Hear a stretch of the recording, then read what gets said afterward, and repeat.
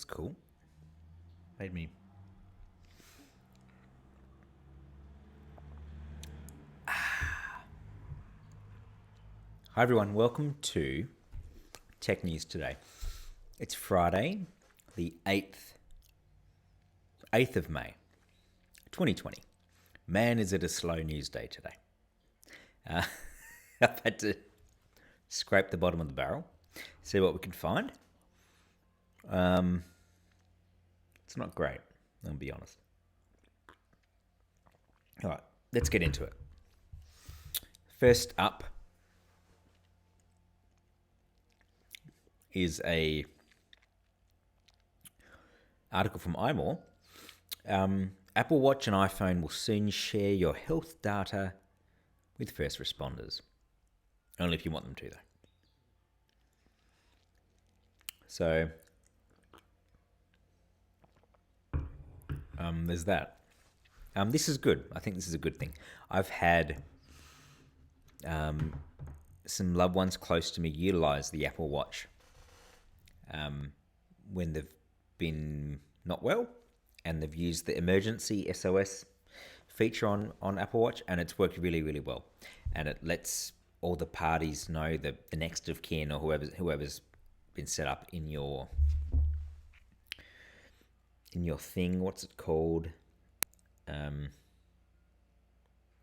Like secure. It's in. I think it's Apple Health. You set that up, maybe. I don't know. Anyway, somewhere it's where you put your SOS people in.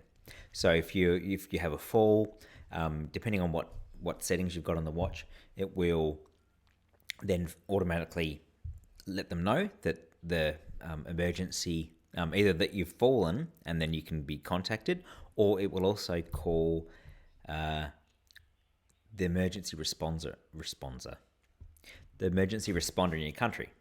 So if that's Australia, it's 000. If it's America, it's 911. And it will call them and let them know that there's an issue. So that's good. Anyway, how this works, as according to iMore, it'll automatically share our health data with first responders during an emergency call, according to a report. So it's already our phones and our watches already have are already recording all this info. But in iOS 13.5 and Watch 6.2.5, notes that users will be able to populate their medical ID. That's what it was called, medical ID, and then have that information provided to first responders to save them from asking for it. So next of kin. If you've got any infections, if you're allergies, anything you're allergic to, if you're a diabetic and so forth, those types of things. So that's good. That's a really useful feature. I really like that. Apple Watch is good. It's solid. So that's coming to a future iOS release. So still in 13, but it probably will be coming soon. Item number two is Spotify. Spotify have a sordid history with Apple, and what's interesting is that Spotify wouldn't really exist without an iPhone platform or an Android platform. So what the issue was originally was the Spotify went to war with Apple last year, and they took them to court for unfair trading? No. A formal complaint against Apple with the EK claiming that the tech giant introduced rules to the App Store that purposely limited choice and stifled innovation at the expense of the user experience. So essentially what they were saying is that Apple's Apple Music service was didn't have to pay the 30%, and it was fully integrated into the system. So you could talk to Siri and you could ask her to play music and it would play. Spotify only recently had access to that. So Apple have changed their tune a bit, and they've opened up to third-party APIs to allow for that, which is good. Anyway, Spotify CEO expects Apple to further open up after complaint. Now, this is where it gets interesting, because yesterday, John McFarlane is the CEO of Sonos, the speaker system.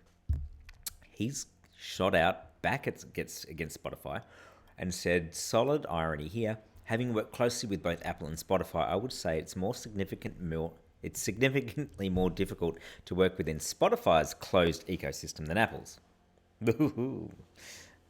So we'll see what happens there. That's going to be a back and forth. But, Sonos aren't exactly easy to use either. So we'll see what happens there. Anyway, they're not quite a first class citizen. Apple Music still takes the crown for that. But if you use Spotify, I've used it on the iPhone and it works quite well with Siri. You can get Siri to play your Spotify music. All right, and your final story, this is for gamers. Red Dead Redemption 2, Rockstar's massive release from last year, is now available on Game Pass, Xbox Game Pass. So it's just flicked over today. Red Dead 2, and so is DayZ, which is an open world game similar to Fortnite, I think, like a survival battle royale type thing. 60 players on a server follow a single goal: survive as long as they can by any means necessary.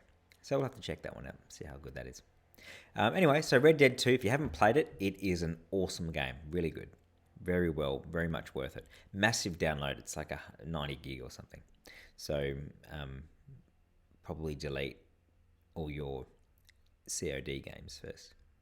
Anyway, that's the news today for Friday, the 8th of May. Bit slow, I know, that's fine. But make sure that you subscribe if you like my videos and my take on things. And ding that notification bell so you can be notified when I upload a video. How exciting. Thank you for watching, and we'll see you next episode.